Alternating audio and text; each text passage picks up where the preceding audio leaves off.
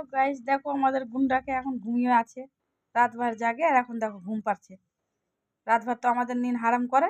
এখন আমরা জাগবো, ওদেরকে ঘুমাবো। দেখো একটা এখানে, এই যে একটা, এই যে এই সব থেকে বড় গুন্ডা, আতঙ্কবাজি, বদমাস কোথাকার, 1 নম্বরের বদমাস এই ছেলেটা। রাতমান জাগবে, ম্যাও ম্যাও করবে, আমাদেরকে জাগিয়ে রাখবে।